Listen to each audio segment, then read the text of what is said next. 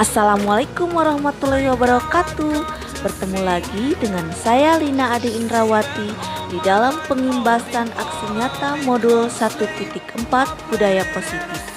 Saya adalah calon guru penggerak angkatan 7 dari SD Negeri 3 Tangkolo, Kabupaten Kuningan. Bersama dengan fasilitator saya yaitu Pak Niamul Huda STMPD serta pengajar praktik Ibu Eva Saupana MPD.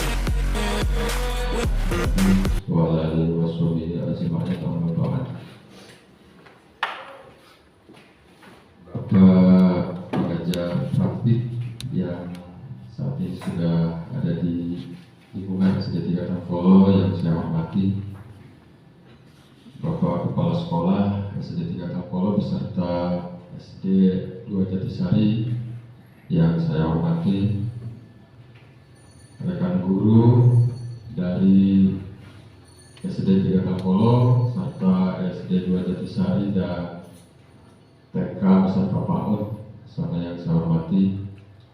Puji dan syukur marilah kita panjatkan kepada Allah Subhanahu wa Ta'ala bahwasanya pada hari ini kita masih diberikan kenikmatan, terutama nikmat iman, nikmat Islam dan nikmat sehat, sehingga dapat berkumpul di SD 3 Tangkolo yang beginilah adanya.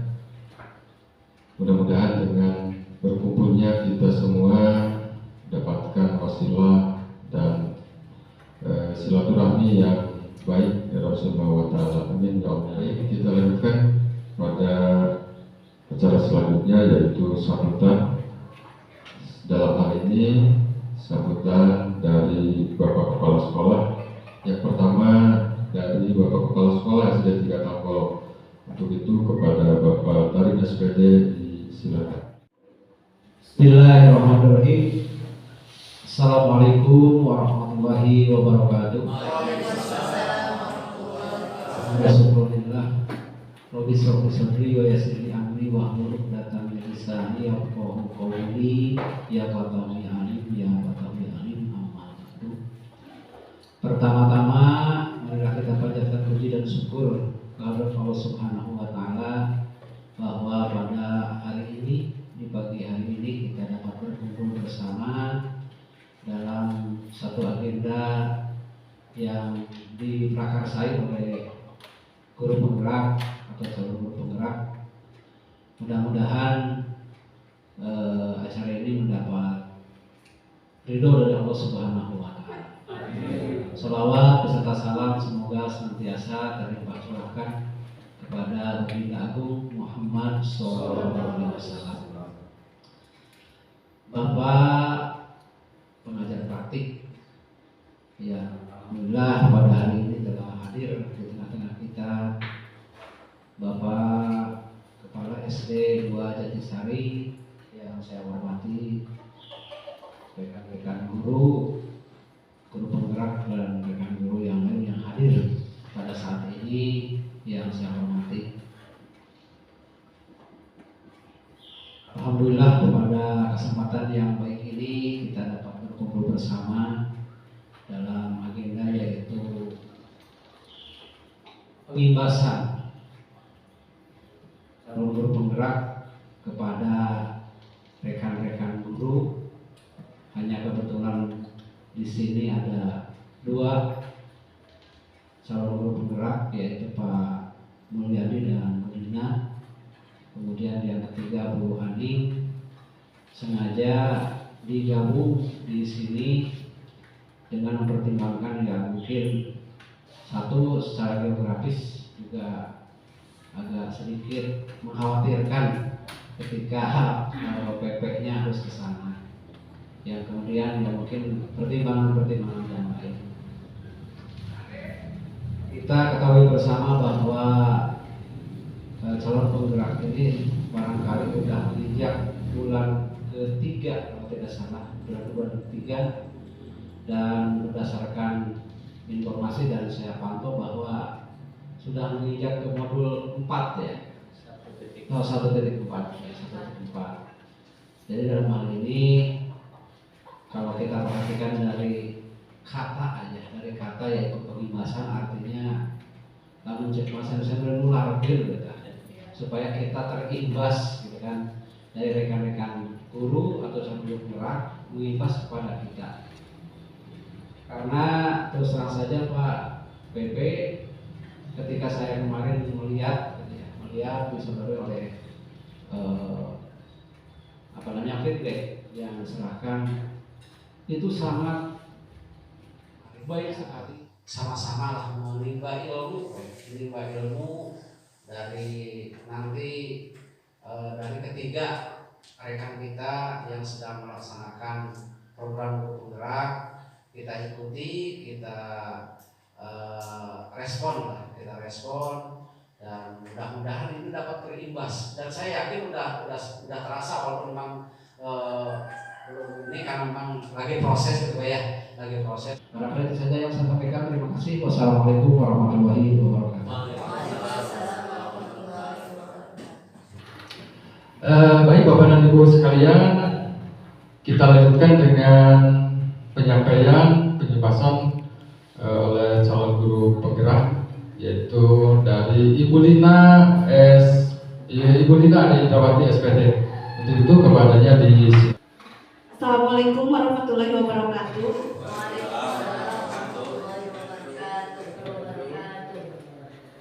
Terima kasih kepada moderator atas waktu yang telah diberikan kepada saya untuk memberikan pengimbasan aksi nyata modul 1.4 budaya positif.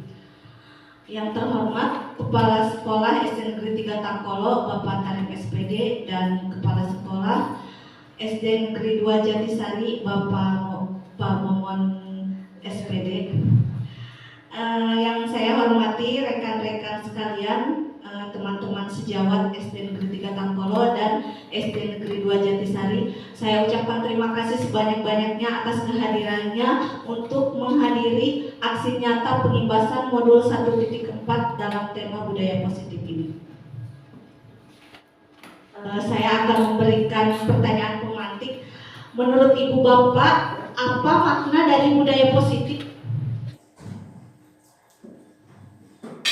Budaya yang hasil pemikiran orang-orang yang dahulu yang mempunyai nilai-nilai baik. Kita pasti sebenarnya sudah tahu ya, positif berarti hal-hal baik. Budaya adalah kebiasaan baik yang kita terapkan di sekolah. Nah, apa contoh budaya positif yang kita terapkan di sekolah? Misalnya di SD Negeri 3 Tangkolo, masa tidak ada budaya positif yang diterapkan di sekolah? Kan pasti ada ya. Apa kira-kira budaya positif yang sudah kita terapkan di sekolah atau di kelas? Ya, disiplin, terus ya kebersihan kelas. Itu sebenarnya hal-hal seperti itu adalah biasa kita laksanakan, mau di SD manapun, mau di sekolah manapun, itu adalah hal yang biasa kita laksanakan ya sebenarnya. Nah, budaya positif di sekolah yaitu nilai-nilai dan kebiasaan-kebiasaan di sekolah yang berpihak kepada peserta didik agar mereka dapat berkembang menjadi pribadi yang kritis, penuh hormat, dan bertanggung jawab. Jadi di dalam budaya positif modul 1.4 ini digali hal-hal positif yang mereka punya. Jadi kita ambil segala hal yang positif sehingga ketika kita mengeksplor budaya positif, hal-hal positif yang mereka punya itu akan menyamarkan hal negatif yang mereka punya yang ada di dalam diri mereka. Hal ini sesuai dengan filosofi Ki Hajar Dewantara, yaitu bukan tabula rasa. Ada penelitian bahwa murid itu adalah tabula rasa. Artinya murid itu merupakan kertas kosong di mana murid akan menjadi apa atau menjadi siapa itu tergantung dari guru atau dari siapa yang menulis di atas kertas kosongnya. Namun menurut Ki Hajar Dewantara ternyata murid itu bukan tabula rasa. Artinya murid bukan kertas kosong. Mereka itu lahir dengan watak, karakter, pribadi, dan potensi yang mereka punya sendiri. Mereka tidak bisa kita tidak bisa kita tentukan, oh kamu nanti jadi ini, kamu nanti jadi itu, tidak bisa. Kenapa? Karena mereka bukan tabula rasa, mereka bukan kertas kosong yang kita isi, mereka adalah kertas yang sudah punya isi sendiri. Tugas guru hanyalah menuntun bakat siswa tersebut agar tumbuh selamat dan bahagia. Jadi guru hanya memberikan tuntunan agar bakat, potensi, dan karakter yang ada di dalam diri anak tersebut bisa maksimal, bisa menjadikan mereka selamat dan bahagia. Ya, karena tadi bukan tabula rasa, artinya semua anak terlahir dengan bakatnya masing-masing ya, semuanya unik. Tidak ada dokter yang sekaligus pemadam kebakaran. Tidak ada guru yang sekaligus dokter. Tidak ada profesi, mungkin ada yang misalnya dokter yang sekaligus penyanyi, tapi itu sangat jarang sekali. Apalagi berbagai profesi di dalam satu orang, tidak ada artinya bahwa tidak ada manusia yang benar-benar sempurna menguasai segala hal di dalam dirinya. Semua orang itu akan sukses dengan potensi yang mereka punya sendiri. Artinya anak itu mempunyai bakatnya masing-masing dan unik. Berarti kita tidak bisa memaksakan anak harus menguasai sains, harus menguasai seni, harus menguasai bahasa, itu tidak bisa. Jadi tugas guru adalah menuntun, menggali potensi yang mereka punya agar maksimal dan menjadikan mereka manusia yang sukses di kemudian hari. Kemudian budi pekerti, bahwa di dalam filosofi Ki Hajar Dewantara itu budi pekerti itu merupakan perpaduan dari cipta dan karsa dan yang akhirnya akan menjadi karya.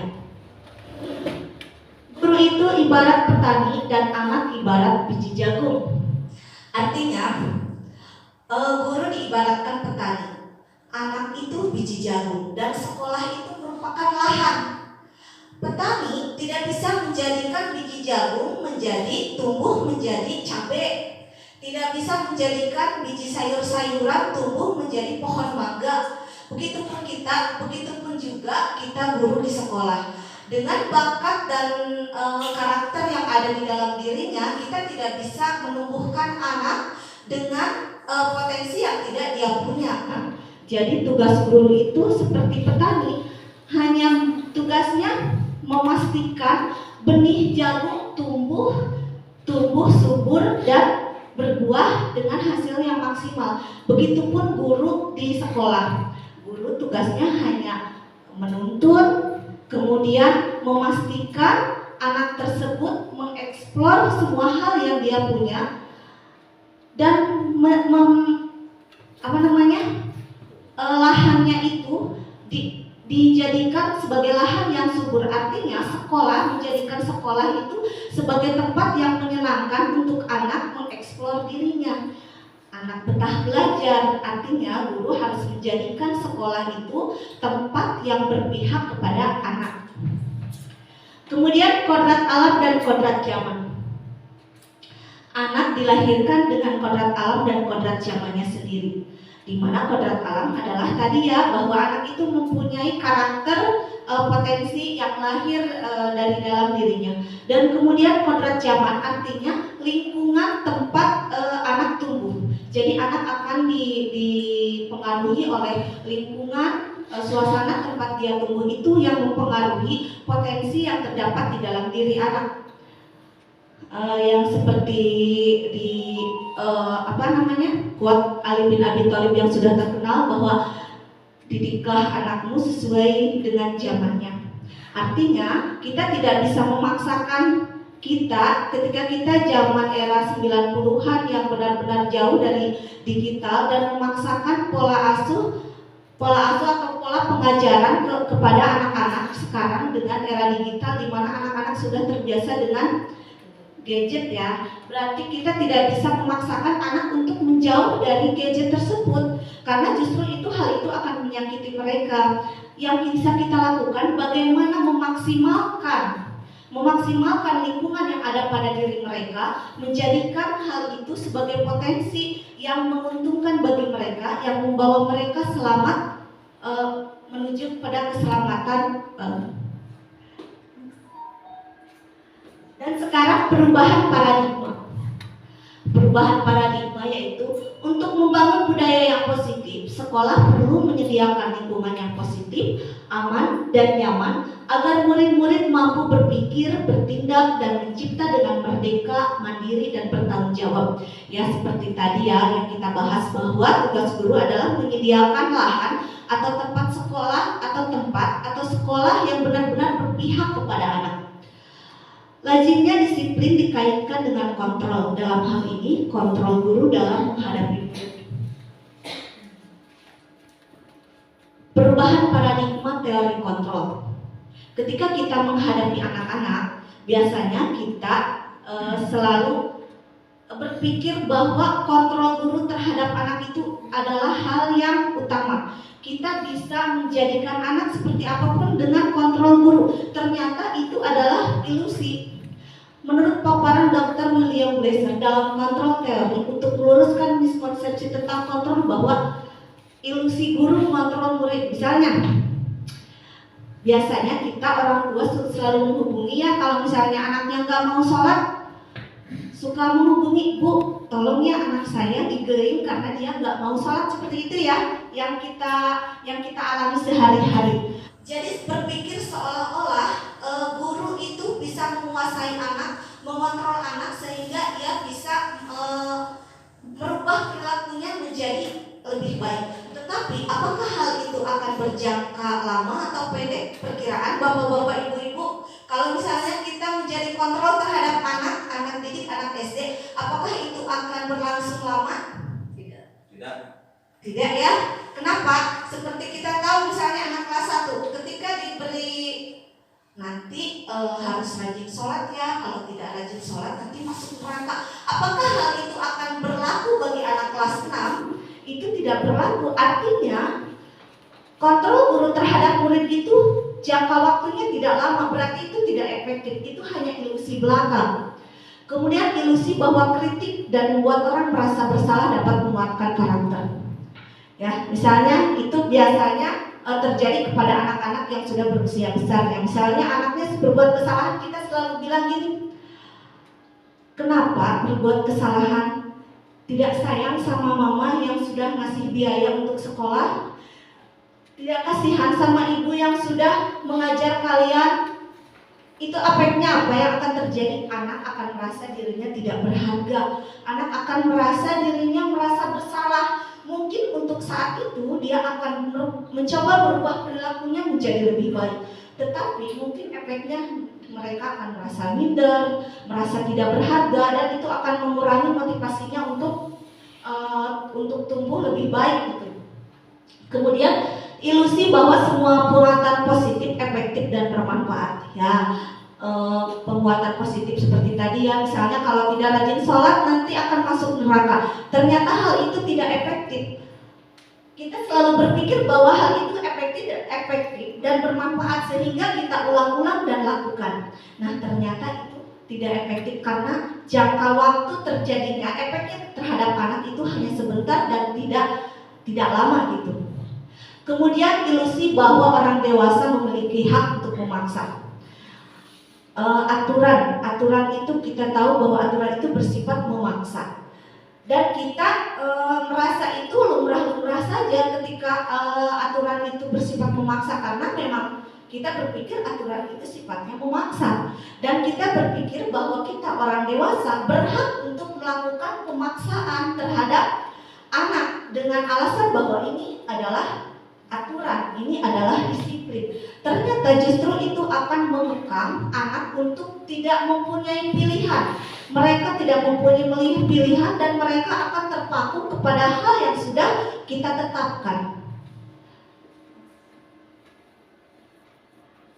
Ya, perubahan dari paradigma lama tadi paradigma lama, dan ini perubahan terhadap paradigma baru teori kontrol, bahwa menurut stimulus respon kita mencoba mengubah orang agar berpandangan sama dengan kita. Dan ternyata menurut teori kontrol, kita berusaha memahami pandangan orang lain tentang dunia. Jadi kita berusaha memahami orang lain, bukan orang lain yang harus berpandangan sama dengan kita. Istilahnya, kita tidak boleh egois ya. Kemudian perilaku buruk dipandang sebagai suatu kesalahan. Kita pasti, saya sendiri ya, mungkin selalu berpatokan kepada paradigma lama bahwa ketika anak berbuat salah, berperilaku buruk, itu adalah suatu kesalahan yang tidak boleh diulang. Itu adalah sebuah kesalahan yang memang harus mendapatkan hukuman. Dan ternyata, apakah kita pernah berpikir kenapa dia melakukan hal itu? Mungkin dia mempunyai tujuan untuk melakukannya, walaupun memang cara yang dia lakukan salah, tetapi pasti dia mempunyai tujuan untuk melakukan hal itu. Nah, inilah menurut teori kontrol bahwa semua perilaku itu mempunyai tujuan. Menurut stimulus respon, orang lain bisa mengontrol kita, dan menurut teori kontrol hanya ada Anda yang bisa mengontrol Anda sendiri. Sebagai contoh, coba saya ingin 2 orang untuk menjadi relawan. Siapa? Ayo Bu Elis sama Bu Empat. Bu Empat mendekat di sini, berhadapan, berdekatan. Dan coba Bu Empat genggam tangannya. Enggak, genggam tangan Bu Empat sendiri, kepalkan. Anggap bahwa di dalam genggaman Bu Empat itu ada barang berharga 2 miliar. Bu Elis akan merebutnya. Coba rebut, buka sampai terbuka. 2 miliar. Cukup. Silakan kembali, terima kasih. Kira-kira yang mempunyai kontrol untuk membuka genggamannya siapa? Bu Elis apa Bu Empat? Ya, itu membuktikan bahwa hanya Anda yang bisa mengontrol Anda. Begitupun kita terhadap anak didik, kita tidak bisa mengontrol mereka untuk jadi seperti yang kita mau. Hanya mereka yang bisa mengontrol dirinya sendiri. Ya, saya bisa mengontrol orang lain, tapi ternyata hanya Anda tidak bisa mengontrol orang lain. Seperti kasus tadi, Bu Elis tidak bisa membuat Bu Empat buka, Bu Empat tidak bisa ya. Pemaksaan ada pada saat bujukan gagal. Ya, ketika kita anak berbuat kesalahan dan anak tidak bisa tidak bisa merubah perilakunya menjadi positif, biasanya kita akan melakukan pemaksaan dengan memberikan hukuman. Dan hukuman ini kita anggap efektif ketika bujukan kita gagal ya. Biasanya kita kan dengan lembut dulu, lalu keras, lalu hukuman seperti itu ya. Dan ternyata itu salah. Harusnya kita ada kolaborasi dan kesepakatan untuk menciptakan pilihan-pilihan baru. Berikan anak pilihan baru yang membuat mereka nyaman tapi masih di dalam koridor yang seharusnya. Itulah tugas kita sebagai guru-guru untuk memastikan menuntun mereka tetap di dalam hal-hal yang baik ya. Kemudian tadi model berpikir menang kalah.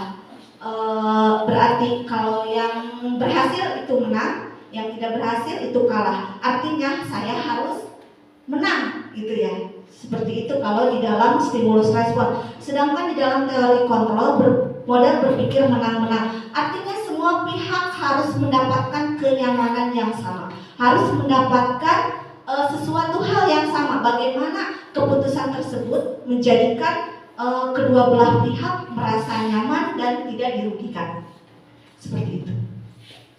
Sekarang apa makna dari disiplin? Tadi kita sudah sedikit menyerempet ya, bahwa disiplin itu adalah aturan ya. Kita biasanya terkait disiplin itu tata tertib, teratur, dan kepatuhan pada peraturan. Dan kita seringkali juga berpikir bahwa disiplin itu berkaitan dengan hukuman. Padahal itu sungguh berbeda, karena belajar dengan disiplin tidak harus dengan hukuman. Dan biasanya disiplin juga itu akan menimbulkan ketidaknyamanan ya biasanya. Dalam budaya kita, makna disiplin dimaknai menjadi sesuatu yang dilakukan kepada orang lain untuk mendapatkan kepatuhan.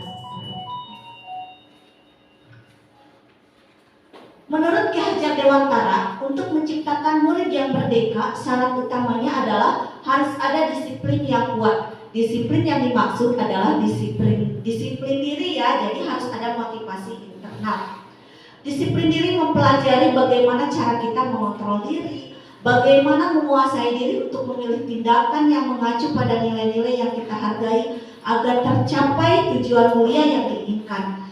Dengan kata lain, mereka yang mempunyai motivasi internal, yang mempunyai disiplin diri itu akan lebih bisa bertanggung jawab terhadap dirinya sendiri dan terhadap apa yang dilakukannya. Motivasi perilaku manusia. Biasanya manusia itu bersikap ketika mendapatkan hukuman, mereka akan berkata, apa yang akan terjadi bila saya tidak melakukannya. Itu ketika mereka mendapatkan hukuman. Dan kemudian biasanya kita juga suka memberikan reward ya, imbalan agar anak berperilaku baik, sehingga mereka akan berpikir begini, apa yang akan saya dapatkan ketika saya melakukannya. Dan kemudian untuk menjadi orang yang mereka inginkan dan menghargai diri sendiri dengan nilai-nilai yang mereka percaya, kita akan berpikir bagaimana ya, apa yang saya akan menjadi seorang orang seperti apa bila saya melakukannya. Jadi intinya anak tersebut ingin menjadi kebanggaan, motivasinya ingin menjadi kebanggaan. Hal-hal seperti ini, motivasi perilaku seperti ini adalah motivasi eksternal. Jadi mereka melakukan perilaku yang mereka lakukan itu adalah suatu hal dari luar, bukan dari dalam dirinya sendiri. Dan sekarang hukuman, konsekuensi, dan restitusi. Tindakan terhadap suatu pelanggaran pada umumnya berbentuk hukuman atau konsekuensi ya. Sedangkan restitusi adalah proses menciptakan kondisi bagi murid untuk memperbaiki kesalahan mereka, sehingga mereka bisa kembali kepada kelompok mereka dengan karakter yang lebih kuat. Sekarang kita bisa bedakan ya antara hukuman, konsekuensi, dan restitusi. Hukuman dan konsekuensi lebih kepada pelanggaran, sedangkan restitusi adalah kita menciptakan kondisi agar mereka merasa nyaman walaupun sudah melakukan kesalahannya. Dan ini adalah perbedaan hukuman dan konsekuensi. Apabila di dalam hukuman itu adalah sesuatu yang menyakitkan harus terjadi, sedangkan di dalam konsekuensi sesuatu harus terjadi. Jadi tidak selalu harus menyakitkan. Kemudian di restitusi itu adalah pilihan. Kemudian membuat anak sakit fisik maupun hati untuk jangka waktu yang lama itu di dalam hukuman. Sedangkan di dalam konsekuensi membuat anak merasa tidak nyaman dalam jangka waktu yang pendek. Jadi sebenarnya lebih berat hukuman ya dibanding konsekuensi. Kemudian di dalam restitusi justru kebalikannya, itu akan menguatkan anak atau murid dalam jangka waktu yang panjang. Kemudian di dalam hukuman anak membenci kedisiplinan, sedangkan di dalam konsekuensi anak akan sedikitnya tidak membenci menjadi menghargai kedisiplinan. Dan di dalam restitusi anak atau murid akan menghormati dirinya sendiri dan orang lainnya. Di dalam hukuman bersifat paksaan, sedangkan di dalam konsekuensi itu adalah stimulus tangkapan. Dan di dalam restitusi adalah teori kontrol yang sudah kita pelajari tadi ya, yang sudah kita share tadi. Kemudian di dalam hukuman mendorong anak menyakiti dirinya sendiri, sedangkan di dalam konsekuensi mendorong anak agar mudah menyesuaikan diri. Kemudian di dalam restitusi mendorong untuk menciptakan disiplin positif terhadap anak tersebut. Di dalam hukuman itu konsep dirinya buruk, sedangkan di dalam konsekuensi konsep dirinya baik. Dan di dalam restitusi anak belajar untuk memecahkan masalah. Kemudian di dalam hukuman anak belajar untuk menyembunyikan kesalahannya karena takut dihukum ya. Jadi mereka tidak jujur karena dia menyembunyikan kesalahannya. Halo. Sedangkan di dalam konsekuensi anak belajar untuk mematuhi peraturan. Dan di dalam restitusi anak belajar untuk memecahkan masalah ya. Kemudian di dalam hukuman marah, rasa bersalah, dipermalukan, merasa tak dihargai. Sedangkan di dalam konsekuensi itu kehilangan hak, waktu jeda seorang diri, time out atau penahanan ya. Kemudian di dalam restitusi, murid atau anak tidak kehilangan waktu namun bersemangat untuk memperbaiki.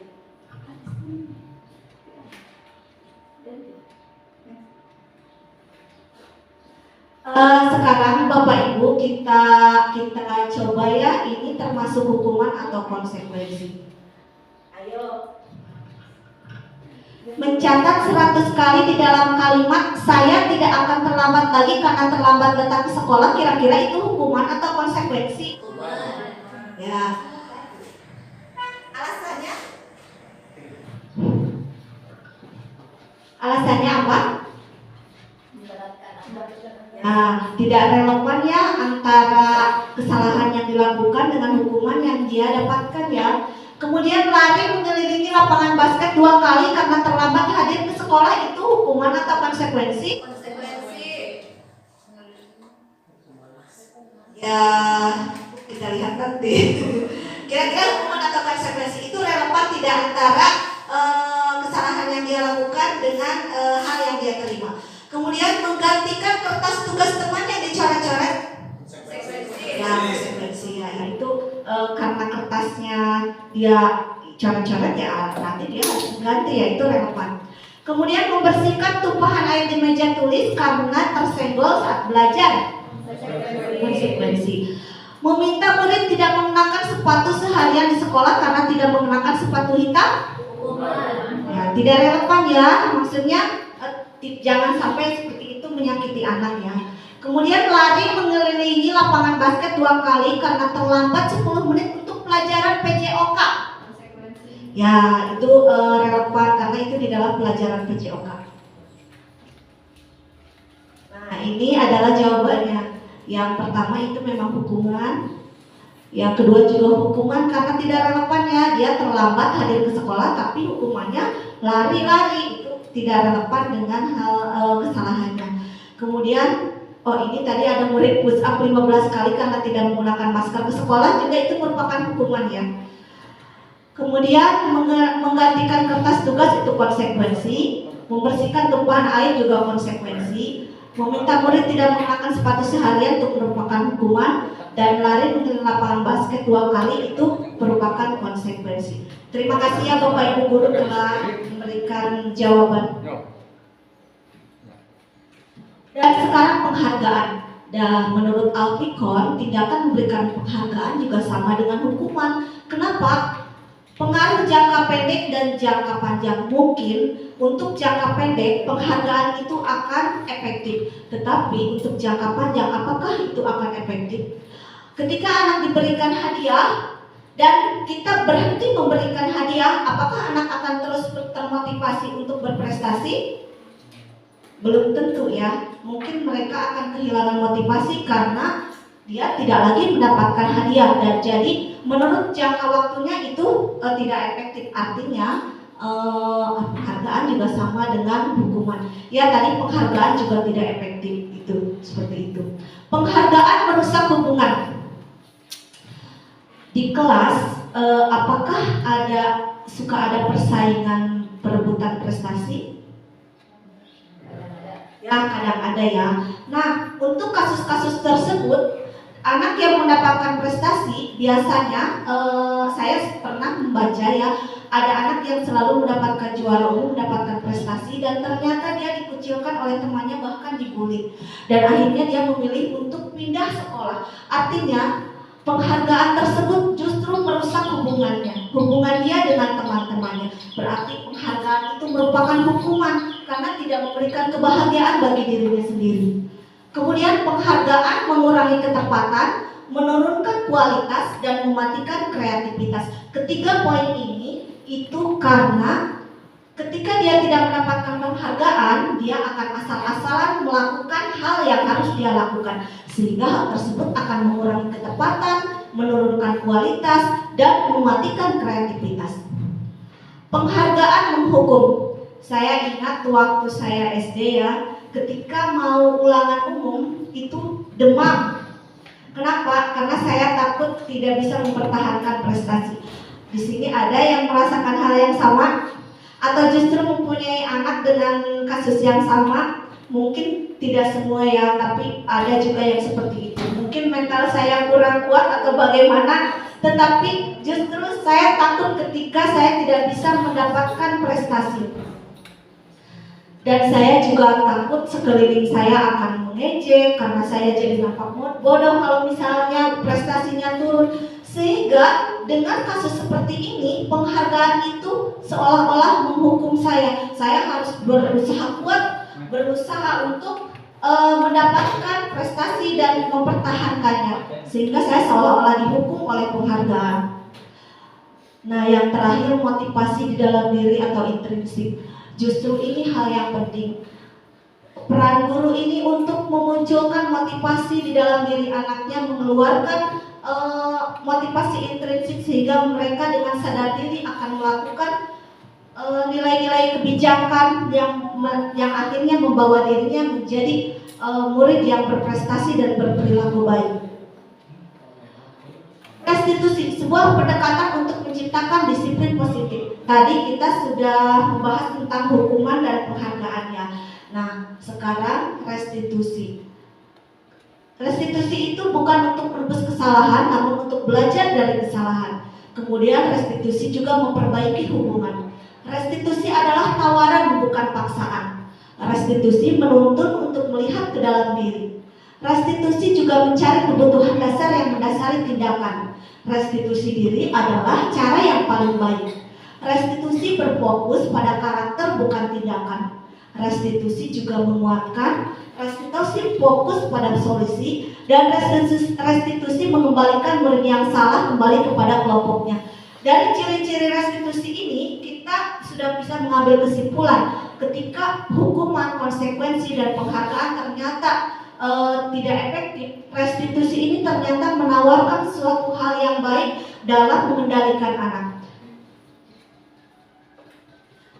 Nah, sekarang kita telah kenapa restitusi itu merupakan sebuah pilihan yang baik ya. Di dalam restitusi, ketika anak mempunyai masalah, kita akan menelaahnya dengan segitiga restitusi. Di antaranya yaitu dengan menstabilkan identitas. Ketika menstabilkan identitas, anak mempunyai kesalahan, kita stabilkan dulu identitasnya. Karena ketika anak merasa bersalah, mereka pasti down ya, mereka ketakutan, mereka merasa dirinya takut dihukum, seperti itu. Beri kita penguatan dengan berbicara, tidak apa-apa, semua orang pasti pernah melakukan kesalahan. Bahkan ibu pun pernah melakukan kesalahan. Dengan hal seperti itu, dia akan merasa dirinya kuat dan mau berbicara tentang kesalahan yang dia lakukan. Bahwa kamu bukan satu-satunya yang pernah melakukan ini. Ya, seperti itu.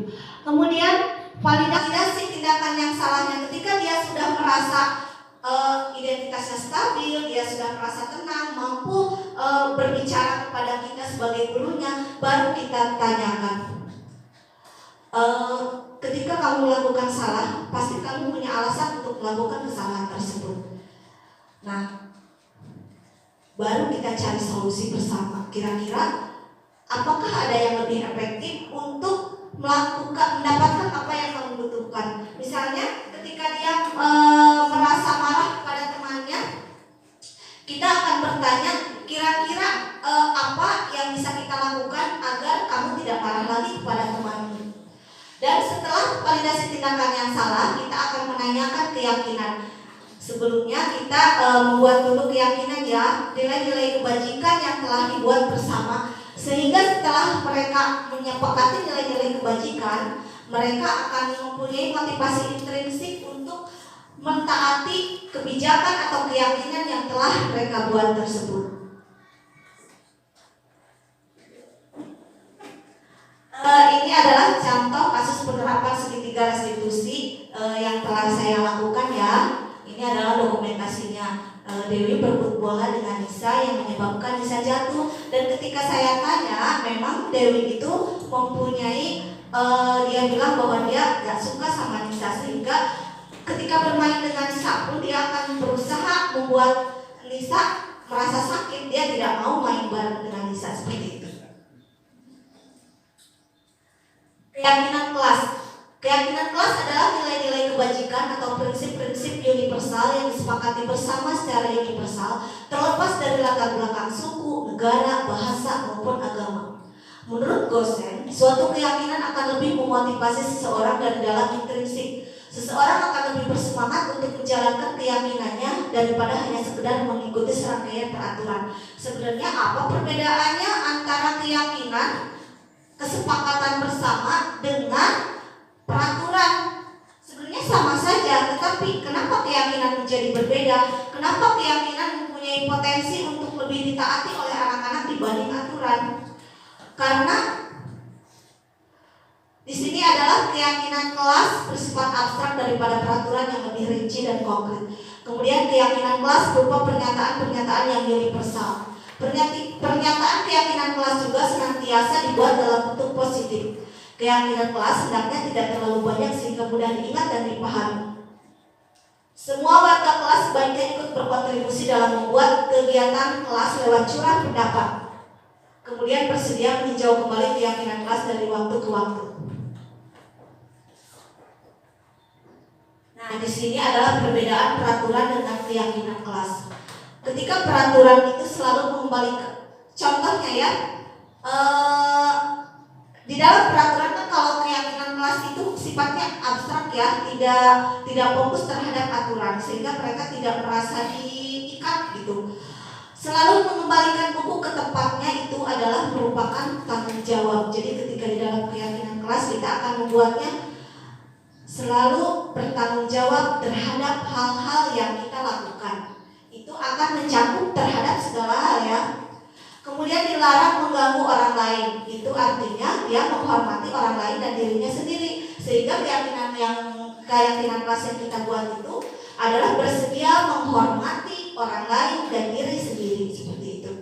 Kemudian hadir di sekolah 15 menit sebelum pembelajaran dimulai. Itu juga merupakan menghormati orang lain dan komitmen pada tujuan. Dilarang melakukan kekerasan itu untuk keselamatan dan untuk menghormati orang lain. Dilarang menggunakan narkoba itu adalah kesehatan. Kemudian pergantian atau menunggu giliran itu tujuannya untuk menghormati orang lain dan kesabaran. Menggunakan masker itu untuk kesehatan dan keselamatan. Kemudian jangan berlari di kelas atau koridor itu untuk keselamatan dan keamanan. Ini contoh penerapan membuat keyakinan kelas di kelas 1. Sebenarnya ini video ya, tapi tidak bisa diputar karena ini saya PPT. Karena siswa kelas 1 kebanyakan belum bisa menulis waktu itu dan membaca, sehingga keyakinan kelasnya dibuat secara verbal kesepakatannya. Jadi saya membuat kesepakatan kelas dengan mereka, kita buat bersama, disetujui oleh bersama, dan ditaati oleh bersama pula. Ketika aturan hanya mengikat kepada murid, di dalam keyakinan kelas itu mengikat antara murid sekaligus guru, karena itu merupakan keyakinan bersama. Misalnya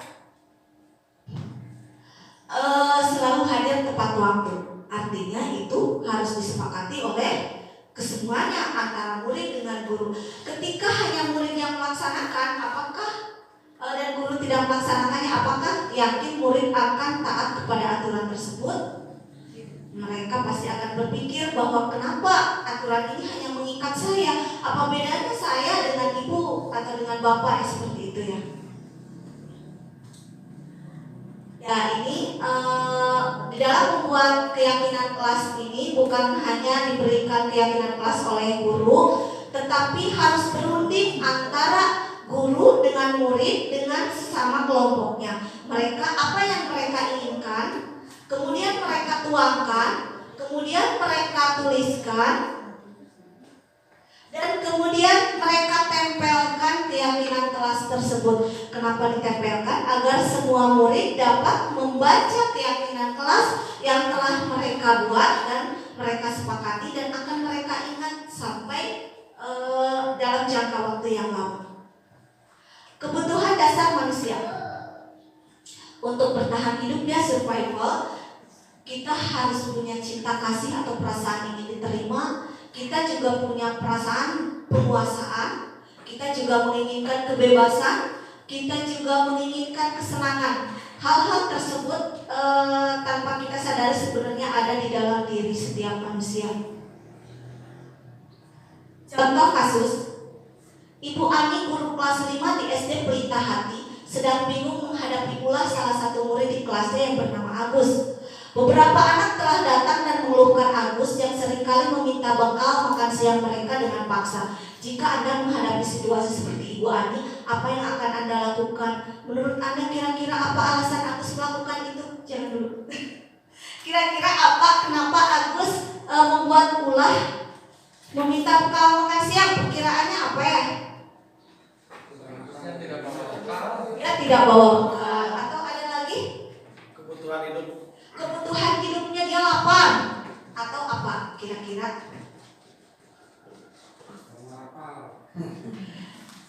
Next. Dalam konteks penerapan disiplin positif, Ibu Ani sebaiknya mencari tahu alasan Agus melakukan tindakan tersebut agar mengetahui kebutuhan mana yang sedang berusaha dipenuhi oleh Agus. Apabila jawaban Agus karena ia lapar dan orang tuanya tidak membawakannya bekal makanan siang, artinya kebutuhannya bertahan hidup. Dan apabila jawaban Agus karena ia senang temannya jadi memperhatikan dia, kebutuhannya adalah cinta kasih sayang, kebutuhan untuk diterima ya. Kita sering menghadapi anak-anak yang tiba-tiba temannya lagi diam dia cinta atau dia ringkas, itu dia ingin mencari perhatian terhadap temannya. Dia mempunyai kebutuhan untuk diterima. Apabila jawaban Agus adalah dia merasa hebat karena temannya jadi takut dan menuruti keinginannya, kebutuhannya adalah penguasaan, pengakuan atas kemampuannya. Dan bukan hanya pada anak-anak murid ya, kadang kita juga di lingkungan kita juga ada keinginan ingin diterima, penguasaan, menunjukkan power seperti itu. Kemudian apabila jawaban Agus karena dia merasa bosan dengan bekal yang dibawakan ibunya karena selalu membawakan bekal yang sama, kebutuhannya adalah kebebasan, kebutuhan akan pilihan ya. Dan apabila jawaban Agus adalah karena iseng saja, dia menikmati ekspresi wajah temannya yang kesal karena diambil makanannya, kebutuhannya adalah kesenangan. Dan mungkin ini ketika dia melakukan hal seperti itu dan alasannya kesenangan, itu benar-benar harus diperhatikan ya, karena itu perilaku yang susah, lumayan memang harus kita luruskan. Dari kasus tadi ya, kita juga bisa mengetahui 5 posisi kontrol guru. Di sini ada identitas gagal, artinya tadi motivasinya eksternal dari luar. Kemudian ada identitas berhasil atau sukses, itu juga kontrol dari luar. Dan ada identitas berhasil atau sukses tapi kontrolnya dari dalam dirinya sendiri. Dan identitas gagal itu untuk menghindari hukuman. Biasanya ciri-ciri gurunya itu ciri-ciri posisi kontrolnya sebagai penghukum dan pembuat merasa bersalah. Contohnya, ketika guru berbuat menghardik, menunjuk-nunjuk, menyakiti dan menyindir, itu adalah penghukum. Kemudian atau dia berceramah dan mengatakan, ibu kecewa karena kamu sudah melakukan hal itu, kamu sudah menyakiti ibu. Itu artinya guru tersebut posisi kontrolnya sebagai pembuat merasa bersalah. Itu juga merupakan identitas yang gagal ya. Kemudian sebagai teman, dia akan membuatkan alasan-alasan untuk muridnya. Hei, kamu kenapa berbuat itu? Kan itu gak baik, gak boleh. Itu kayak teman ya. Itu sebenarnya identitas berhasil atau sukses, tapi itu posisi kontrolnya dari luar yang motivasinya. Kemudian pemantau atau menghitung dan mengukur. Kemudian sebagai manajer mengajukan pertanyaan-pertanyaan. Dan gurunya akan berkata, kalau kamu tidak melakukannya, awas ya, rasakan. Itu adalah penghukum. Dan hasilnya, anak akan memberontak, menyalahkan orang lain, atau bahkan berbohong. Dan kaitannya dengan dunia berkualitas, dengan dunia luar, murid meletakkan guru di luar dunia berkualitas. Artinya dia tidak menganggap gurunya ada di dalam lingkungannya. Dia menganggap gurunya itu bukan bagian dari hidupnya. Artinya juga dia tidak akan mendengarkan ketika gurunya berbicara ya. Dan dampaknya kepada murid, dia akan selalu mengulangi kesalahannya. Dan apabila guru posisi kontrolnya sebagai pembuat merasa bersalah, dia akan berkata, kamu seharusnya sudah tahu, ibu telah lelah sekali mengatakannya. Ibu stres, ibu capek seperti itu ya. Dan anak akan menyembunyikan, menyangkal atau justru berbohong. Dan dia juga akan meletakkan guru di dalam dunia berkualitas ya.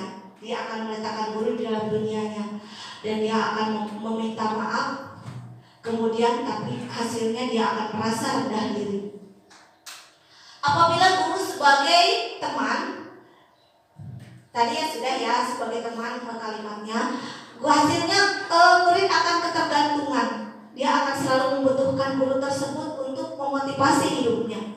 Kemudian murid akan meletakkan guru sebagai orang yang sangat penting bagi dirinya ya di dunia berkualitasnya. Dan dia akan berkata, saya pikir ibu teman saya, ternyata begitu. Kita kan tidak selalu harus sejalan dengan anak ya. Ketika kita tidak sejalan dengan anak, mereka akan kecewa. Dan dampaknya mereka akan lemah, tidak mandiri, dan akan tergantung. Dan bila guru sebagai posisi pemantau, biasanya guru akan menanyakan peraturan ya. Kenapa kamu melakukan itu? Kamu tahu nggak aturannya apa gitu. Dan anak akan menyesuaikan diri bila diawasi. Artinya bila tidak diawasi, mereka akan santai saja. Murid meletakkan guru dan peraturan dan hukum di dunia berkualitas. Dan murid akan berkata, berapa banyak bintang yang harus saya peroleh hari ini? Berapa nilai yang saya dapatkan, Bu? Gitu, seperti itu ya. Dan hasilnya murid akan menitik beratkan pada sanksi atau hadiah untuk dirinya. Itu adalah motivasi eksternal. Dan untuk motivasi internal, ketika guru memposisikan diri sebagai manajer, guru akan berkata, apa yang kita yakini, apa yang bisa kau kerjakan untuk memperbaiki masalah ini, hasilnya akan menguatkan pribadi anak. Kemudian murid meletakkan dirinya sendiri sebagai individu yang positif dalam dunia berkualitas. Bagaimana caranya saya bisa memperbaiki keadaan? Dan hasilnya dia akan selalu mengevaluasi diri untuk memperbaiki dirinya sendiri. Karena dia akan membuat motivasi internal di dalam dirinya ketika melakukan kesalahan. Bukan dorongan atau penghargaan dari luar, tapi di dalam dirinya sendiri. Penimbasan terakhir yang bisa saya sampaikan. Sebelumnya mungkin ada pertanyaan dari rekan-rekan, silakan. Assalamualaikum warahmatullahi wabarakatuh. Waalaikumsalam warahmatullahi wabarakatuh. Ya, terima kasih atas waktunya. Sebelumnya ucapan terima kasih juga sebagai Ibu Lina sebagai pemateri yang cukup jelas memaparkan materi. Adapun terkait dengan budaya positif, ada beberapa pertanyaan yang akan saya tanyakan. Tentu saja dalam menerapkan budaya positif ini tidak terlepas dari hambatan dan tantangan.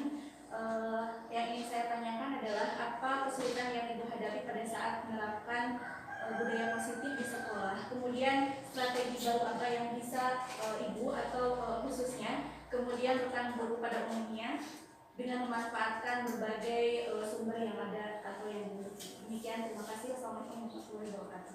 Assalamualaikum warahmatullahi wabarakatuh. Kemudian satu pertanyaan lagi, silakan.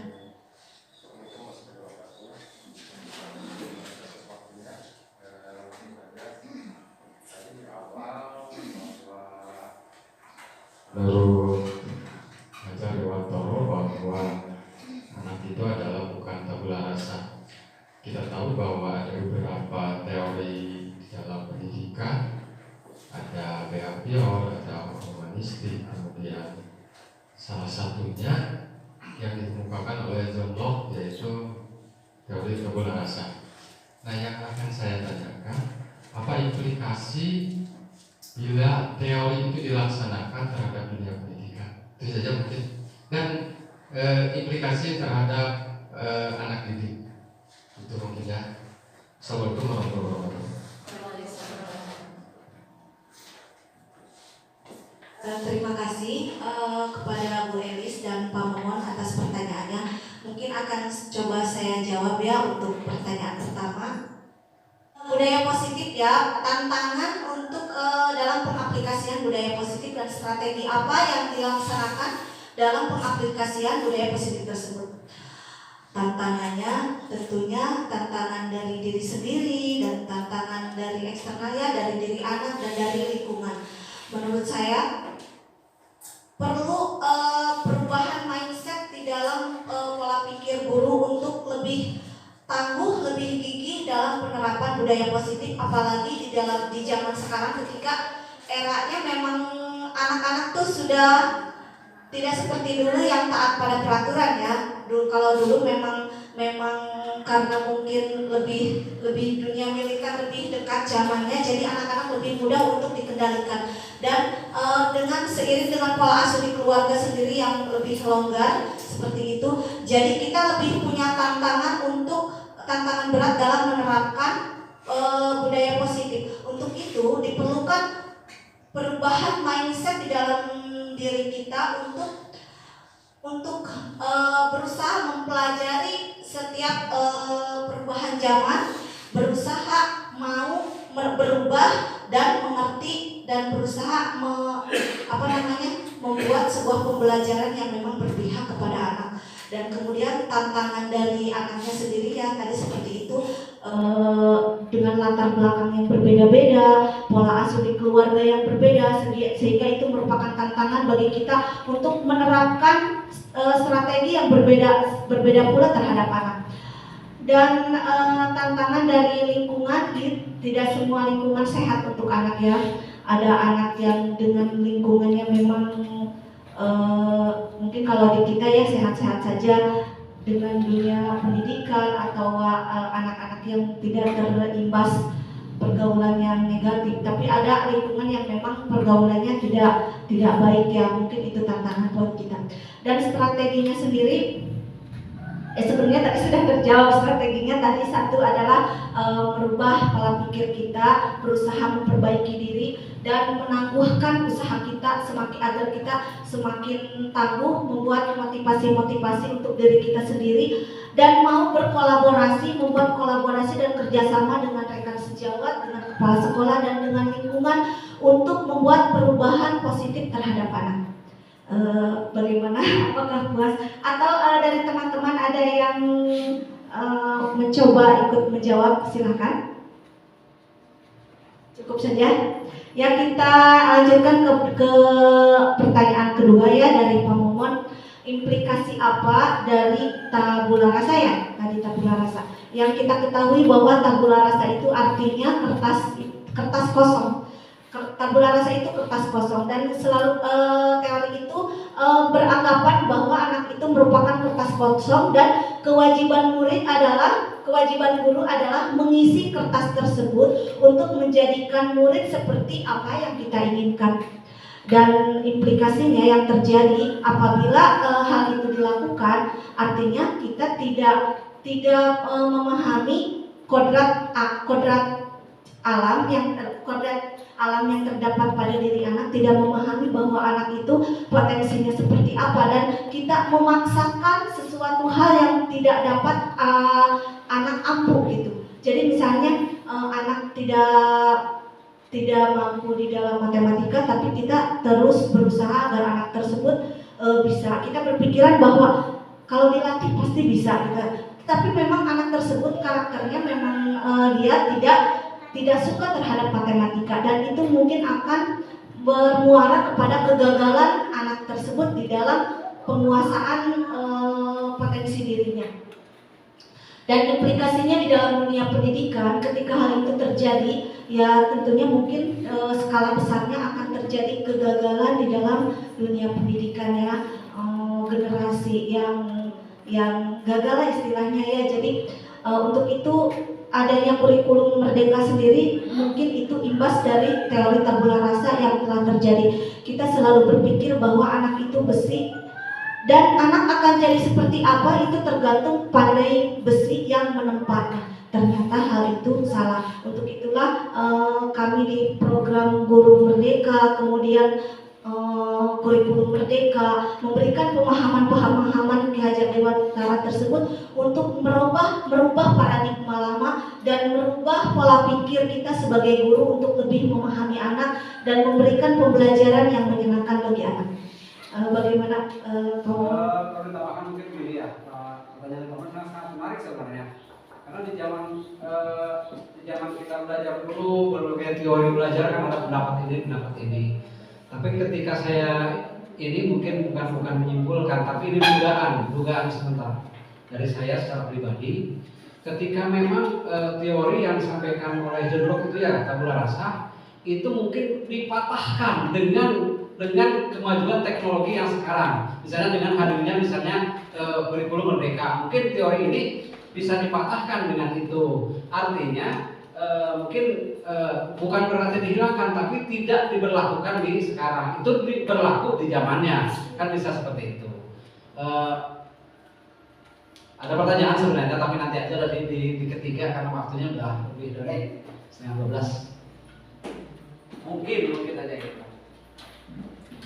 Ya, terima kasih kepada Kepala Sekolah Pak Tarim yang sudah menguatkan pemahaman tersebut ya.